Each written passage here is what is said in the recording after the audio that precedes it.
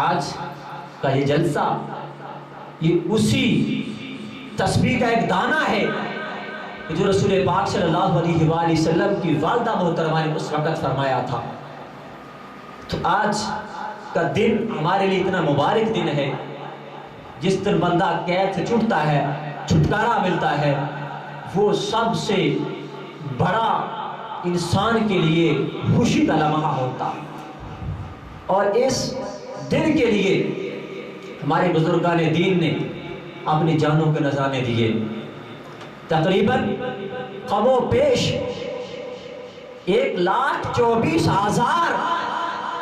اللہ کے بزرگوں نے پاکستان کے لیے قربانیاں دی ہیں۔ جس وقت مسلمانوں کی عصمت کو لوٹا جا رہا تھا، مسلمانوں کو دبایا جا رہا تھا، نہ تو بندہ عبادت کر سکتا تھا، نہ اذان دے سکتا تھا بلند آواز سے، اور نہ ہی کوئی مسلمانوں کی بہن یا بیٹی یا بھانجی یا بھتیجی یا والدہ باعزت طریقے سے باہر نکل سکتی تھی۔ مگر اس وقت جب تمام بزرگان دین نے یہی سوچا، اب اس کا حل یہی ہے کہ ہمارے لیے ایک خطہ ایسا ہونا چاہیے جس کے اندر ہم کھل کر اللہ اور اس کے رسول کا ذکر کرتے رہیں۔ تو رسول محتشم صلی اللہ علیہ وآلہ وسلم کا فرمان عالی شان ہے،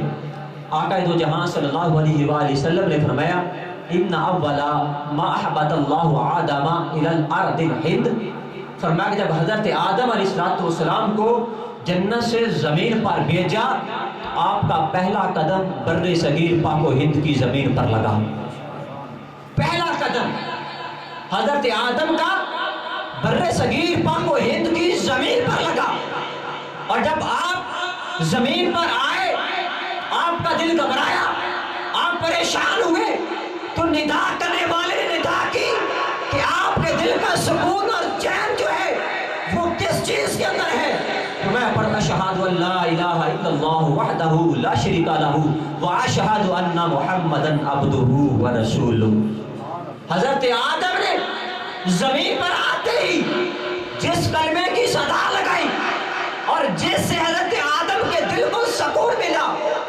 وہی کلمہ ہے جو آج بندہ پڑھ کے دارہ اسلام میں داخل ہوتا ہے۔ رسول محتشم صلی اللہ علیہ وآلہ وسلم کا یہ فرمان اس طرف اشارہ کرتا ہے، حضرت آدم علیہ السلام کا بر صغیر پاک و ہند میں آنا اور وہاں پر ظہور یافتہ ہونا، جسمانی طور پر تشریف لے کے آنا، جس طرف اشارہ تھا کہ مدینہ طیبہ، اس وقت ابھی وہاں پر یہ معاملات پیدا نہیں ہوئے تھے، اور یہ اشارہ تھا عرب کے بعد، مدینہ کے بعد، مکہ شریف کے بعد اگر کوئی قوم اپنے دین کے لیے اٹھے گی، اگر لوگ اپنے مسلک کے لیے، اپنے خدا کے لیے، اپنے نبی کے لیے، نبی کی ناموس کے لیے، نبی کے صحابہ کی ناموس کے لیے، اہل بیت کی ناموس کے لیے، اولیاء اللہ کی ناموس کے لیے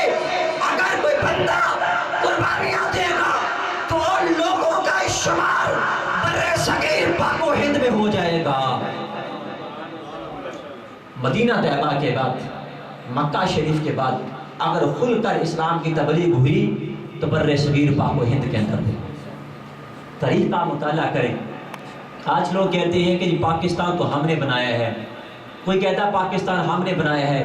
مگر اگر حقیقت میں دیکھا جائے تو پاکستان جو آج ہمارے پاس موجود ہے یہ اولیاء اللہ کا فیضان ہے، یہ اولیاء اللہ کا فیضان ہے۔ اور جب انڈیا کے اندر، یہ بات اس لیے میں آپ کو بتا رہا ہوں، آپ کو اپنی تاریخ یاد ہونی چاہیے، آج بسترے اٹھانے والے کہتے ہیں کہ ہم پاکستان کے بانی ہیں، کوئی ڈیزل والا پیٹ والا کہتا ہے کہ ہم پاکستان کے بانی ہیں، کوئی اور اٹھتا ہے تو ہم پاکستان کے بانی ہیں۔ ہم آپ کو بتانا چاہتے ہیں کہ پاکستان کا اصل بانی کون تھا اور کس کے کہنے پر پاکستان کو بنایا گیا۔ پاکستان حقیقت میں بنانے والی خدا کی ذات ہے، مگر بشارت ہمارے نبی نے عطا فرمائی، اور پاکستان 27 شب کو ہمیں ملا۔ جس طرح قرآن ہمیں 27ویں شب کو دیا گیا، اسی طرح پاکستان بھی اللہ تبارک و تعالیٰ نے ہمیں 27ویں شب کو عطا فرمایا۔ کوئی بندہ پاکستان کو بدل نہیں سکتا، نہ قرآن کو بدل سکتا ہے۔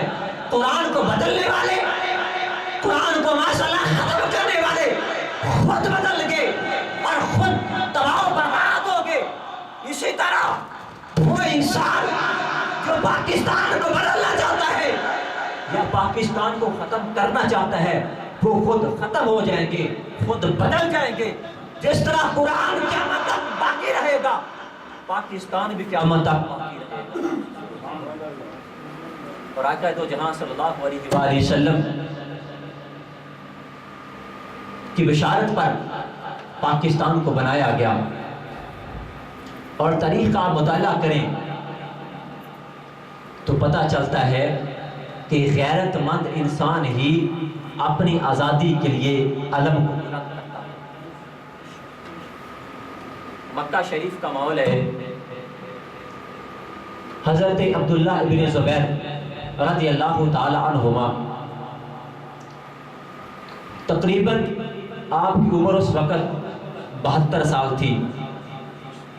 اور 73 سال کے اندر آپ کا وصال ہوگا۔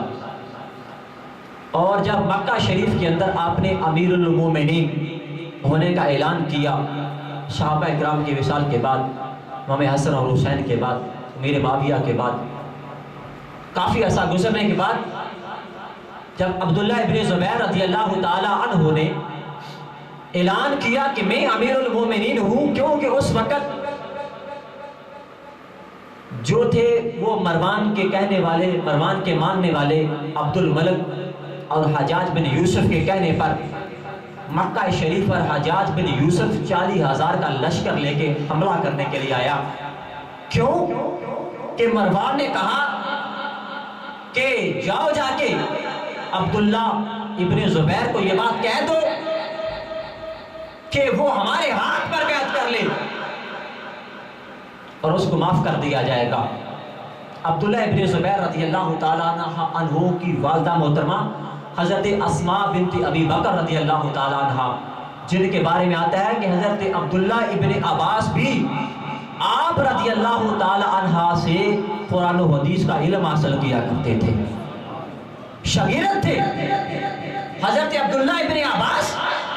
حضرت اسماء بنت ابی بکر کے، اور جی ان کے بیٹے ہیں عبداللہ ابن زبیر رضی اللہ تعالیٰ عنہ۔